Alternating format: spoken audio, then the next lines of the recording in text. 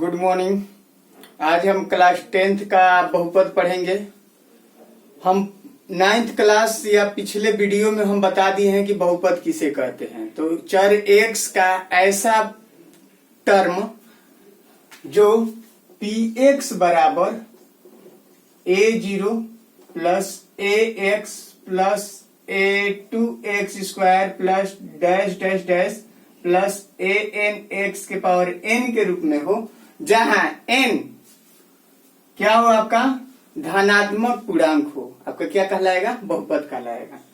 जो a0 a2 an ये सब क्या है? बहुपद के गुणांक है। तथा इसके जो पद हैं a0 मतलब इस तरह से ये आपका एक एक क्या हो गया? आपका पद हो गया। ये पढ़े थे। फिर हम क्या पढ़ रहे थे? बहुपद को दो वर्गों में बांटा गया है, एक घात के आधार पर, दूसरे पद के आधार पे। तो घात के आधार पर किसी भी बहुपद का जो मैक्सिमम घात होगा वही उस बहुपद का क्या हो जाएगा? घात हो जाएगा। दूसरा पद के आधार पे तो जो जितना पद होगा वो उस पद का बहुपद कहलाएगा। सबसे पहले हमको पढ़ना क्या है? अचर बहुपद किसे कहते हैं। तो अगर हम कोई भी नंबर लिखते हैं, एक से कोई भी नंबर, अगर हम कोई भी वास्तविक संख्या 1, 5, 7, 6, 3 ये सभी क्या है? अचर बहुपद हैं, ठीक ना। और अचर बहुपद का जो घात होता है वो क्या होता है? शून्य होता है। मतलब माना c एक वास्तविक संख्या है, तब px बराबर c को हम क्या कहेंगे? अचर बहुपद कहेंगे। और इसका जो घात होता है क्या होता है? शून्य होता है। जैसे में मान लीजिए कि 5 है, इसको चाहे तो लिख सकते हैं 5 इंटू एक्स के पावर 0। देखिए x के पावर 0 का मतलब हो गया है 1 में 5 से गुणा होगा तो आपका आएगा 5। इस तरह से अचर बहुपद का जो घात होता है क्या होता है? शून्य होता है। फिर हम चलेंगे क्या? शून्य बहुपद किसे कहेंगे, ठीक ना। तो px बराबर 0 को शून्य बहुपद कहते हैं। और शून्य बहुपद का कोई भी घात नहीं होता है, तो शून्य बहुपद को शून्य ही बोलते हैं। इसको चाहे तो आप चाहें तो इसको मतलब 0 इंटू 5 या किसी भी संख्या से मल्टीप्लाई कर सकते हैं, पर उसका वैल्यू क्या होगा? शून्य ही होगा। तो शून्य बहुपद आप समझ गए कि जो जिस बहुपद का मान शून्य हो वो क्या कहलाएगा? आपका शून्य बहुपद ही कहलाएगा। दूसरा हो गया रैखिक बहुपद, ठीक ना। तो एक घात वाले बहुपद को हम क्या कहेंगे? रैखिक बहुपद कहेंगे। मतलब जिस बहुपद का घात क्या हो? 1 हो, क्या कहलाएगा? रैखिक बहुपद कहलाएगा।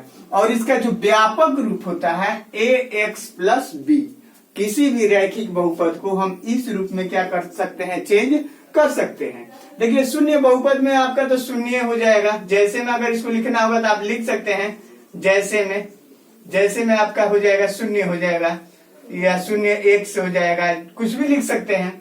और अचर बहुपद में आप लिख सकते हैं 1, 2, 3, 4, 5, 6, 7, 8, जो भी लिखना है आप लिख सकते हैं। रैखिक बहुपद जिसका घात 1 हो तथा जो ax प्लस b के रूप में हो, जहां a और b क्या है? वास्तविक संख्याएं हैं। देखिए वास्तविक संख्या आपको बताया गया है कि परिमेय तथा अपरिमेय संख्या के संग्रह को वास्तविक संख्या कहते हैं। तो रैखिक बहुपद में आप चाहें तो लिख सकते हैं 5x, जैसे में लिख सकते हैं जैसे में आपका हो जाएगा क्या? 5x प्लस 6, ये आपका क्या है? रैखिक बहुपद है, इस रूप में है। √2x प्लस 5, ये भी आपका क्या है? रैखिक बहुपद है। या 3x प्लस 5/2, ये भी आपका क्या है? रैखिक बहुपद है। देखिए ये सभी आपकी वास्तविक संख्या हैं। a और b क्या है? वास्तविक संख्या है। और दूसरा कंडीशन दिया है कि a नॉट इक्वल टू 0। अगर मान लीजिए कि a 0 के बराबर हो जाए तो ये रैखिक बहुपद न होकर के कौन सा बहुपद हो जाएगा? अचर बहुपद हो जाएगा। तो a को 0 के बराबर नहीं होना चाहिए कोई वास्तविक संख्या। हाँ b 0 हो सकता है, जैसे 6x हम लिख सकते हैं। तो यहाँ आपका क्या है? b 0 है।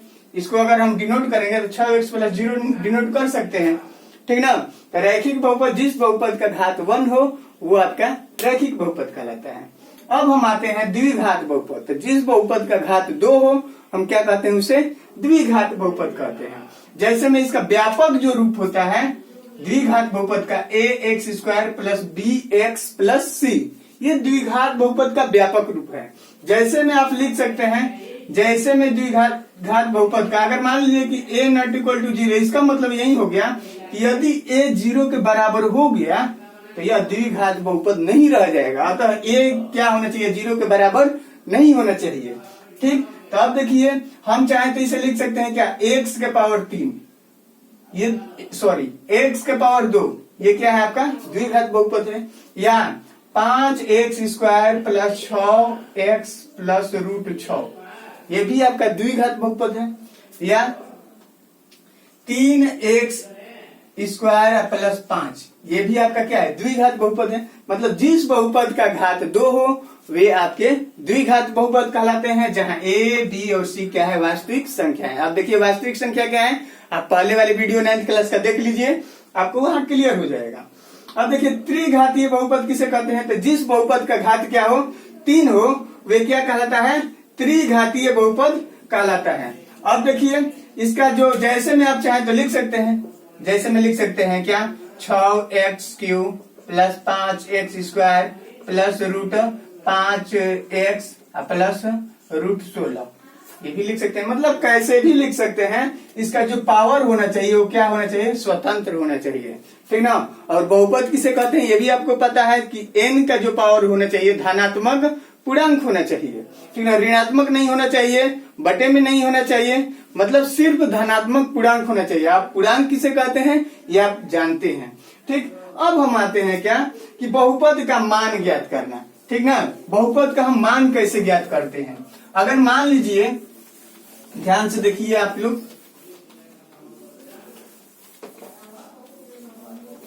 बहुपद का मान कैसे ज्ञात करेंगे। मान लीजिए कि आपका px कोई बहुपद है, px क्या है, कोई बहुपद है, px कोई बहुपद है, और इस px में x बराबर a रखने पर जो आपका मान आएगा वही आपका बहुपद का मान हो जाएगा। जैसे में मान लीजिए कि एग्जाम्पल ले लेते हैं, px बराबर आपका हो गया 5x² प्लस 6x प्लस 12, ये हो गया px बराबर।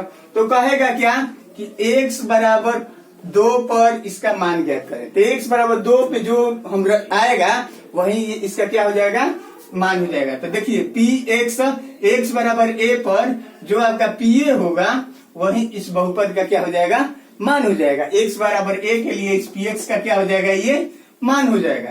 तो आप लोग देखिए यहाँ पे निकाल सकते हैं इस बहुपद का मान, x के जगह पर 2 रख देंगे, 5, 2 का स्क्वायर कर देंगे, प्लस 6, 2 प्लस 12। देखिए ये आपका सिंपल कैलकुलेशन है, आप इसको 4, 4, 5, 20 हो जाएगा, प्लस 12 प्लस 12, 12 दूना 24, 20 कितना हो जाएगा, 44 हो जाएगा। इस तरह से ये बहुपद का क्या आ गया, आपका मान आ गया। आप समझ गए। अगर मान लीजिए कि हम आप x बराबर 3 पर भी बहुपद का मान ज्ञात कर सकते हैं, ठीक ना। आप बहुपद का मान बहुत सारे क्वेश्चन 9th क्लास में है, आप उसको भी देख करके बना सकते हैं। अब देखिए बहुपद का मान हो गया, अब हम आगे जाते हैं क्या, बहुपद का शून्यक। बहुपद का शून्यक किसे कहते हैं, तो देखिए बहुपद का शून्यक के लिए शून्यक, ठीक, अगर मान लीजिए कि px कोई बहुपद है, px कोई बहुपद है और x बराबर a पर pa का मान मान लीजिए कि x के जगह पर अगर हम a रखेंगे, pa का मान 0 आ जाए, 0 के बराबर आ जाए, तो a जो होगा, a बहुपद px का शून्यक कहलाएगा। क्या कहलाएगा, शून्यक कहलाएगा। देखिए अगर हम मान लीजिए कि px कोई बहुपद है और x बराबर a पर रखने पर उस px का मान अगर 0 के बराबर आ जाए तो वो क्या कहलाएगा, बहुपद का शून्य कहलाएगा। जैसे में हम एक कोई बहुपद लेते हैं, px बराबर ले लिए क्या, 2x² प्लस 5x माइनस 12, ठीक, और यहाँ पे हम 2x² प्लस 5x माइनस 12। अब यहाँ हम x बराबर किस पे चेक करेंगे, -4 पे चेक करेंगे। देखिए x बराबर -4 पे चेक करेंगे तो p -4 हो जाएगा, तो 2 -4 का स्क्वायर हो जाएगा प्लस 5 गुणे -4 हो जाएगा -12। इसको हल कीजिए, 2 गुणे यहाँ 16 हो जाएगा, -4 का स्क्वायर होगा तो 16 होगा ही, फिर आपका क्या हो जाएगा, -20 हो जाएगा और ये -12 हो जाएगा। देखिए आपको 16 दूना 32 होता है, ये पता है, और 20 और -12 बराबर आपका भी 32 आ गया।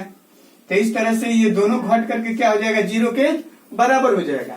इस तरह से आपका क्या आया, p-4 बराबर 0 आया। तो अतः आपका जो है, अतः आपका जो x बराबर -4 जो है, इस बहुपद का क्या होता है, शून्यक है। ठीक ना, मतलब किसी भी बहुपद का अगर मान रखेंगे, कोई मान किसी बहुपद में रखेंगे, अगर वह बहुपद शून्य के बराबर आ जाए तो हम कहेंगे कि उस बहुपद का शून्यक वो आपका मान हो जाएगा। ठीक है, अब इस तरह से हम ज्ञात कर सकते हैं। अब देखिए बहुपद के कितने शून्यक हैं, तो रैखिक बहुपद के 1 शून्यक हैं। द्विघातीय बहुपद के कितने शून्यक होंगे, 2 शून्यक होंगे। त्रिघातीय बहुपद के कितने शून्यक होंगे, 3 होंगे। मतलब बहुपद के जितने घात होंगे उतने ही शून्यक होंगे। जैसे मैं मान लीजिए कि किसी भी बहुपद के शून्यक ज्ञात करने के लिए हम क्या करेंगे, उसको 0 के बराबर करके हम उसका शून्यक ज्ञात कर लेते हैं। ठीक, तो अब देखिए हमको बहुपद के शून्यक ज्ञात करने के लिए क्या क्या तरीके हैं। यहाँ पे तो हम अपने से मान रख करके ये किसी कारणवश 0 के बराबर आ गया तो हम बोल दिए कि चलिए इसका शून्यक हो गया। पर हम ये ज्ञात करेंगे कि किसी भी बहुपद का हम शून्यक कैसे ज्ञात करेंगे। तो जैसे पहले हम देखते हैं कि रैखिक बहुपद का हम शून्यक कैसे ज्ञात करते हैं। तो जैसे मान लीजिए कि 5x और +4 ये आपका कोई बहुपद है, px बराबर है, ठीक ना, और इसको हमको क्या ज्ञात करना है, इसका शून्यक ज्ञात करना है। तो इसका शून्यक ज्ञात करेंगे तो आपका हो जाएगा, शून्यक ज्ञात करने के लिए क्या करेंगे, इसको 0 के बराबर करेंगे। ठीक, तो इसलिए आपका हो जाएगा क्या, हम लिखेंगे क्या कि px के शून्यक ज्ञात करने के लिए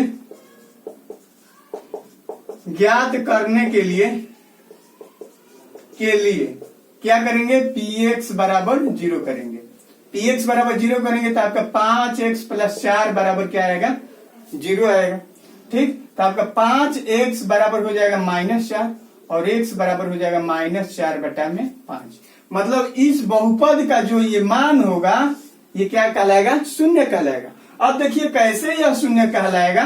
ठीक, तो अब देखिए इसका मान इसमें रखिए, ठीक ना, तो px बराबर इतना है ना, तो p4/5 निकाल लीजिए। चूंकि px बराबर ये है, जहां जहां x है वहां वहां हम -4/5 रख लेंगे। और रख करके देखिए तो 5 प्लस क्या है, 5 इंटू हो जाएगा ना, 5 इंटू -4/5 + 4। देखिए अब 5 में 5 ये कट जाएगा, -4 और +4 ये दोनों क्या हो जाएगा, कट जाएगा, मतलब यह 0 आ गया। देखिए यहाँ पे इस बहुपद में -4/5 रखने पर इस बहुपद का मान क्या आ गया, शून्य के बराबर आ गया। तो हम कहेंगे कि ये -4/5 क्या है, इस बहुपद के शून्यक है। ठीक, तो किसी भी बहुपद के शून्य ज्ञात करने के लिए उसको शून्य के बराबर कीजिए और उसमें x का मान ज्ञात कीजिए। अगर वही x का मान क्या कहलाएगा, इस बहुपद के शून्य कहलाएगा। और ये बताए हैं कि बहुपद के जितने घात होंगे उतने ही उस बहुपद के क्या होंगे, शून्यक होंगे। ठीक है, तो अब हम देखते हैं, ये तो रैखिक बहुपद के लिए ये तो बहुत आसान है, ठीक ना। फिर हम देखते हैं क्या, द्विघातीय बहुपद के लिए शून्य ज्ञात करना। तो द्विघातीय बहुपद के शून्य ज्ञात करने के लिए हम क्या करते हैं, उसको भी हम 0 के बराबर करेंगे और उसका शून्य ज्ञात कर लेते हैं। अब देखिए उसमें कुछ टर्म्स है, कुछ नियम है, उस नियम को देखते हैं और उस पर आधारित एक क्वेश्चन बनाते हैं। आप उसको ध्यान से देखिएगा, आपका पूरा बढ़िया से क्वेश्चन बन जाएगा। ठीक है, अब देखिए कि माना कि कोई द्विघात बहुपद के शून्य ज्ञात करने के लिए, ठीक ना,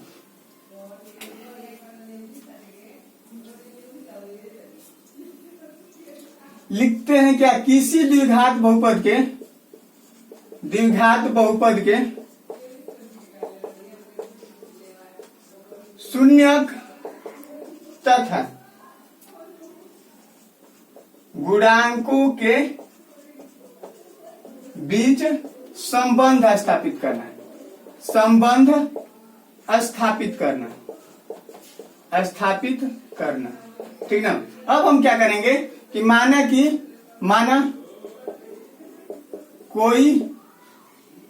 कोई द्विघात बहुपद क्या है, a x square plus b x plus c, यही है। आप माना कि कोई द्विघात बहुपद क्या है, a x square plus b x plus c है, ठीक। या माना कि कोई द्विघात बहुपद पी एक्स बराबर x square plus b x plus c है, जहां ए नॉट इक्वल टू 0। चूंकि द्विघात बहुपद होगा तो ए कभी भी 0 के बराबर नहीं होगा। तथा अब हम जानते हैं कि अगर यह द्विघात बहुपद है तो इसके शून्यकों की संख्या क्या होगी, 2 होंगी। तथा इनके दो शून्यक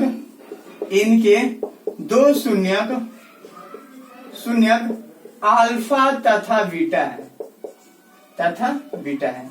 देखिए आप ध्यान से सुनिए, एक एक पॉइंट को देखिए, एक एक पॉइंट आपके लिए महत्वपूर्ण है, ठीक। तो इसके दो शून्यक क्या है, अल्फा तथा बीटा है। अगर इनके दो शून्यक अल्फा तथा बीटा है तो आप अर्थात देख लीजिएगा, यहाँ पे हल करते हैं। एक्स बराबर क्या होगा, यदि हम अल्फा रखेंगे तो इसका मान क्या आ जाएगा, 0 के बराबर हो जाएगा। यदि हम एक्स बराबर बीटा रखेंगे तो इसका जो मान हो जाएगा 0 के बराबर हो जाएगा। इस प्रकार आप देखिए अल्फा को इधर लाएंगे तो एक्स माइनस अल्फा बराबर 0 और ये एक्स माइनस बीटा बराबर 0। ये एक्स माइनस अल्फा और एक्स माइनस बीटा जो होंगे इसका क्या होंगे, फैक्टर होंगे।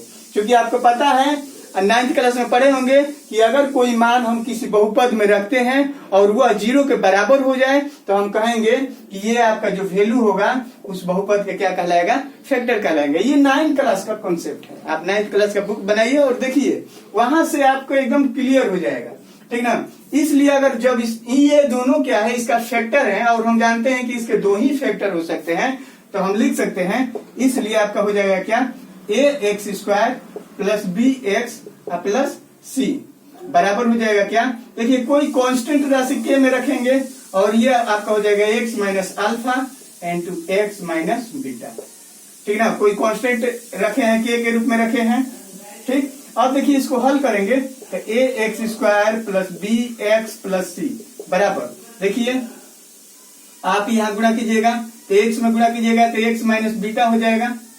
फिर आप क्या कीजिएगा, माइनस अल्फा से गुणा कीजिएगा तो एक्स माइनस क्या हो जाएगा, बीटा हो जाएगा। इस प्रकार आप बना सकते हैं a x square plus b x plus c. अब देखिए ये आपका हो जाएगा के, यहाँ पे आपका हो जाएगा क्या, x square minus beta x minus alpha x, ये हो जाएगा प्लस अल्फा इंटू बीटा। गुणा कर लीजिएगा, माइनस अल्फा में एक्स में होगा तो minus alpha x, minus alpha और माइनस बीटा में होगा तो अल्फा इंटू बीटा हो जाएगा। इस तरह से हम इसको एक बार और लिख देते हैं। देखिए आपका हो जाएगा a x square plus b x plus c बराबर हो जाएगा, हम चाहे तो लिख सकते हैं क्या, एक्स स्क्वायर माइनस हम क्या कर लेंगे, एक्स कॉमन ले लेंगे तो आपका हो जाएगा अल्फा प्लस बीटा। क्योंकि माइनस कॉमन ले लिए तो अल्फा और बीटा बचा और इंटू एक्स हो जाएगा प्लस अल्फा इंटू बीटा हो जाएगा। देखिए इसका एक और स्टेप लिखते हैं, a x square plus b x plus c, यही लिख रहे हैं तो ये हो जाएगा क्या, के एक्स स्क्वायर माइनस के into alpha plus beta into x plus के इंटू अल्फा इंटू बीटा। इस तरह से हम लिख सकते हैं। क्योंकि के में सबसे मल्टीप्लाई है तो हम सबसे क्या कर दिए, मल्टीप्लाई कर दिए। अब हम आगे जाते हैं, अब दोनों तरफ क्या करेंगे, कंपेयर कर देंगे।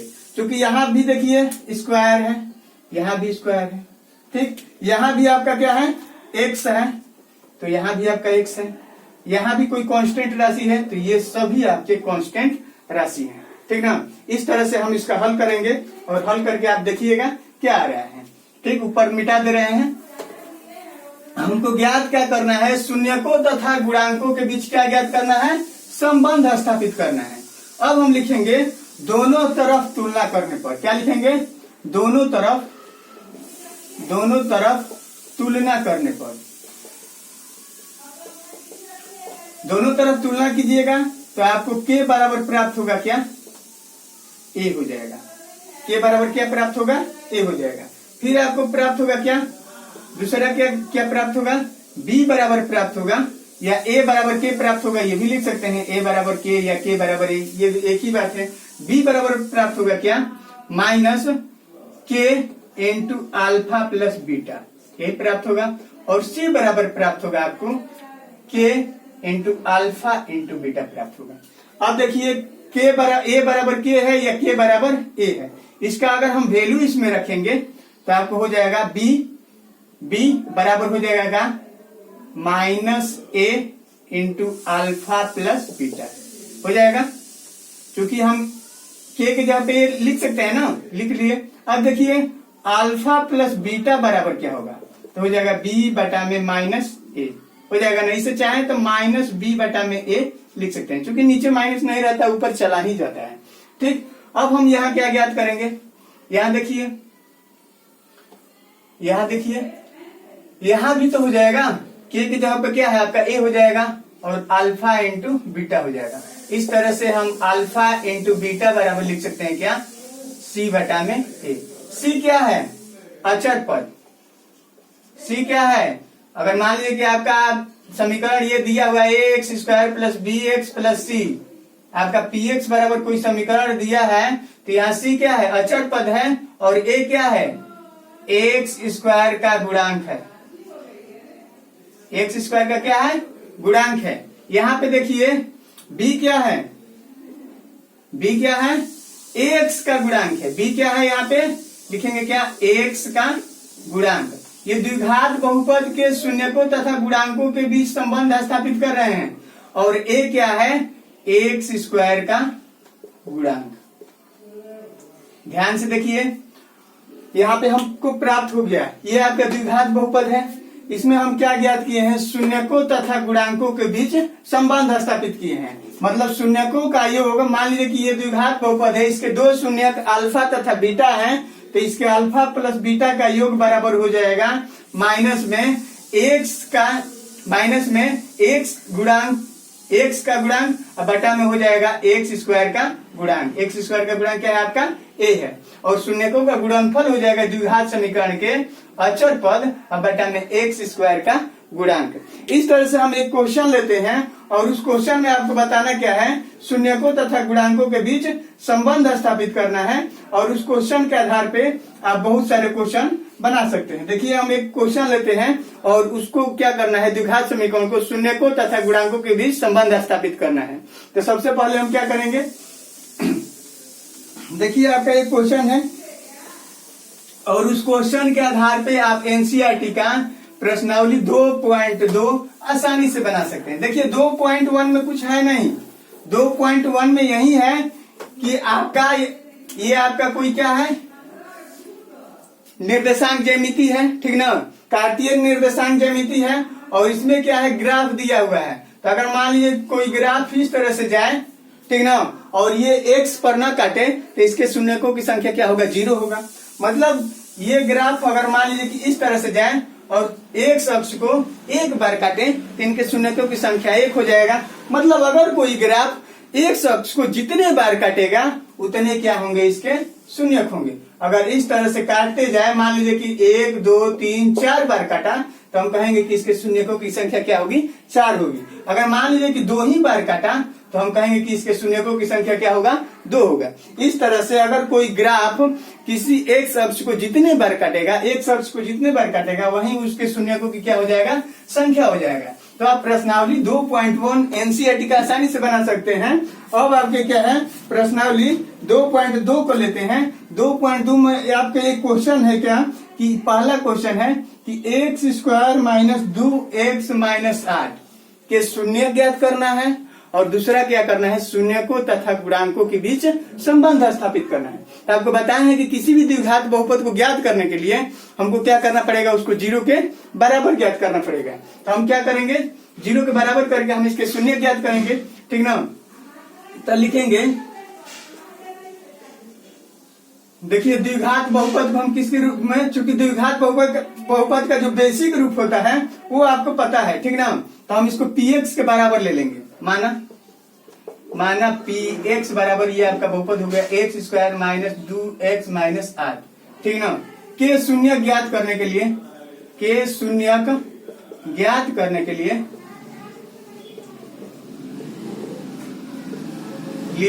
px बराबर 0 लेने पर, ये हम लेते हैं शून्य ज्ञात करने के लिए px बराबर 0 ले लेंगे तो आपका हो जाएगा x square minus 2x minus 8 बराबर भी क्या हो जाएगा आपका 0 हो जाएगा।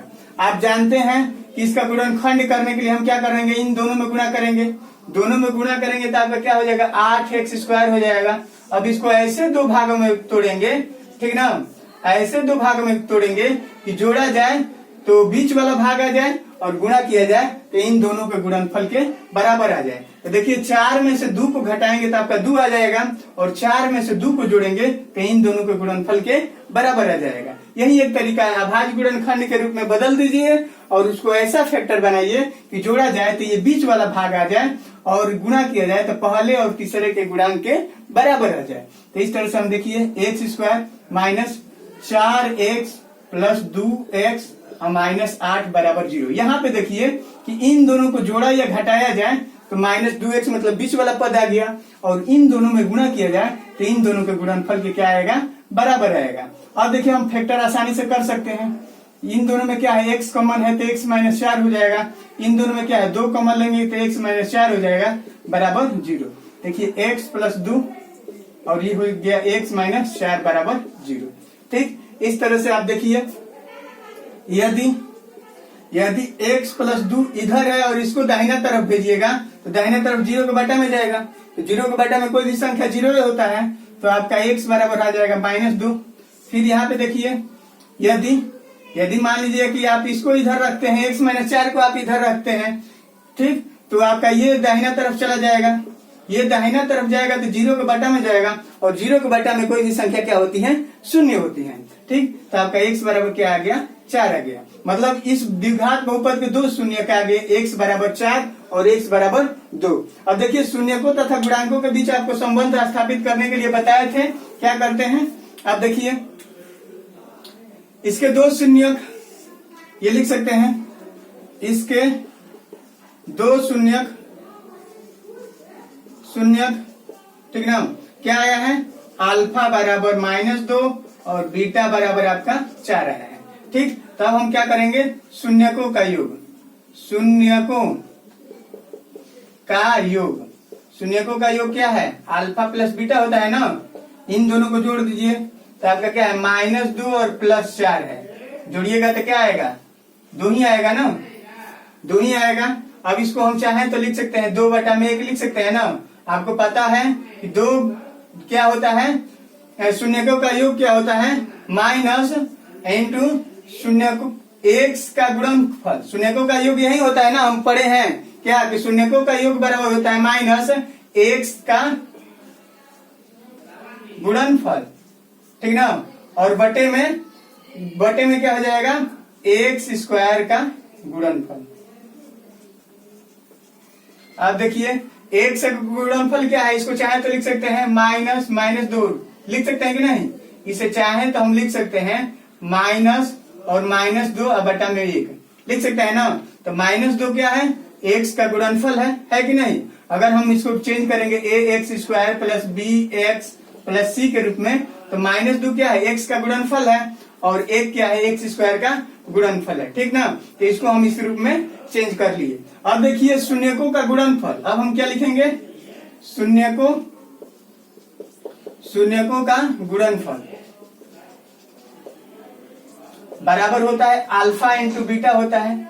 अब देखिए अल्फा क्या है आपका -2 है और बीटा क्या है 4 है, इस तरह से आपका -8 आया। -8 को लिख सकते हैं -8 बटा में क्या लिख सकते हैं, 1 लिख सकते हैं ना। तो ये आपका -8 क्या है, अचर पद है, जाहिर सी बात है, सी की जगह पे क्या है -8 है ना, अचर पद है, और 1 क्या है, x स्क्वायर का गुणनफल। इस तरह से आप आसानी से द्विघात बहुपद के शून्यक तथा शून्यकों तथा उसके गुणनफल के शून्यकों तथा उसके गुणनफल में संबंध स्थापित कर सकते हैं। धन्यवाद, आप अच्छी से बनाइए। और भी कोई हार्ड क्वेश्चन होगा तो हम अगले वीडियो में कोशिश करेंगे आपको बताने के लिए। अगर देखेंगे उसमें कि कौन सा क्वेश्चन आपको बताने लायक है, अगर वैसा क्वेश्चन दिखेगा तो बताएंगे। तब तक से आज मेहनत कीजिए, एग्जाम्पल बनाइए। जब तक से आप मेहनत नहीं कीजिएगा, एनसीईआरटी बुक को नहीं उठाइएगा, तो वीडियो देखने से, कितना भी आप वीडियो देख लीजिए, इससे कुछ होने वाला नहीं है जब तक से आप पढ़िएगा नहीं। तो आप पढ़िए और देखिए, जरूर आपको कुछ न कुछ समझ में आएगा। तब हम अगले वीडियो में देखते हैं कि आपको कितना समझ में आया है। ठीक है, इतना ही, धन्यवाद।